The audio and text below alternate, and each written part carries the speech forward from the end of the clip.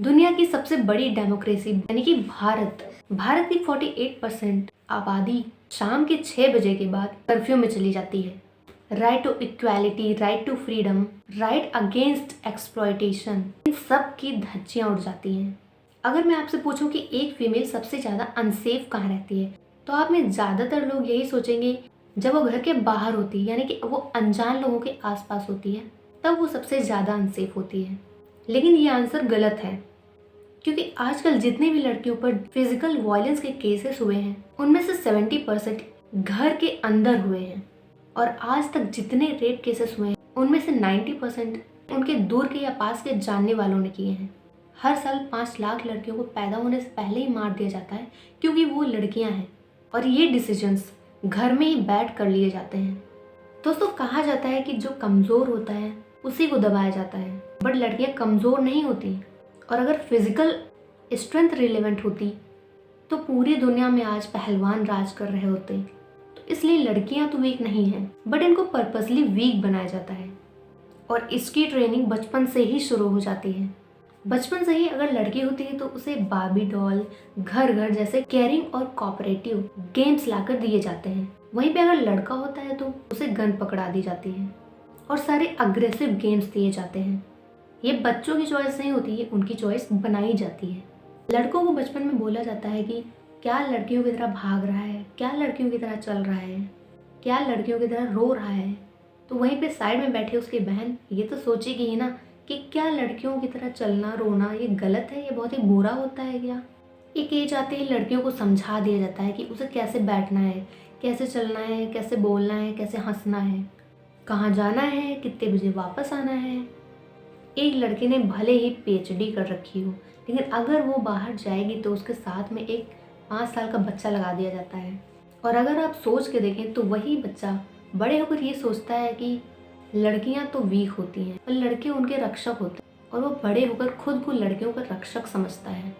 और बचपन से ये ट्रेनिंग इतनी स्ट्रांग होती है कि लड़कों के मन में ये हावी हो जाती है।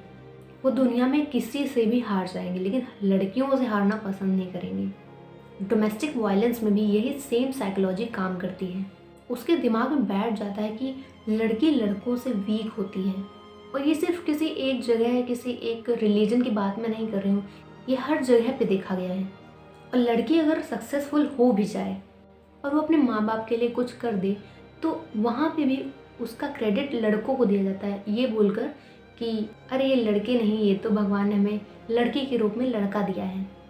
3 में से 1 फीमेल डोमेस्टिक वायलेंस का शिकार होती है। जो फीमेल्स अनमैरिड होते हैं उन्हें भी किसी न किसी तरह से ये डोमेस्टिक वायलेंस झेलना पड़ता है। दुनिया में कोई भी वायलेंस करता है तो सिर्फ कंट्रोल पाने के लिए करता है, और ये वायलेंस अलग अलग तरीके से होता है। हर घर के हिसाब से अलग अलग तरीके से होता है। कहीं पर फिजिकल वायलेंस तो कहीं पे mentally harassment. And domestic violence के बाद मैनिपुलेशन। और इस मैनिपुलेशन में समझाया जाता है कि जो भी कुछ किया जा रहा है वो तुम्हारी अच्छाई के लिए, वो तुम्हारी भलाई के लिए किया जा रहा है। हमारे कॉन्स्टिट्यूशन के हिसाब से कोई भी किसी भी व्यक्ति के ऊपर हाथ नहीं उठा सकता, भले ही कोई भी सिचुएशन हो। लेकिन 3 में से 1 फीमेल के साथ ऐसा होता है। यानी हमारे देश में 33% मेल अपराधी हैं, और वो सिर्फ इसलिए बचे हुए हैं क्योंकि अभी तक उनकी किसी ने कंप्लेन नहीं की। हमारे कॉन्स्टिट्यूशन के हिसाब से तो एक मेल और फीमेल बराबर हैं, लेकिन हमारी सोसाइटी के हिसाब से नहीं। पूरी दुनिया में किए जाने वाले कामों में एक फीमेल मेल कंपैरेटिवली 2 गुना काम ज़्यादा करती है।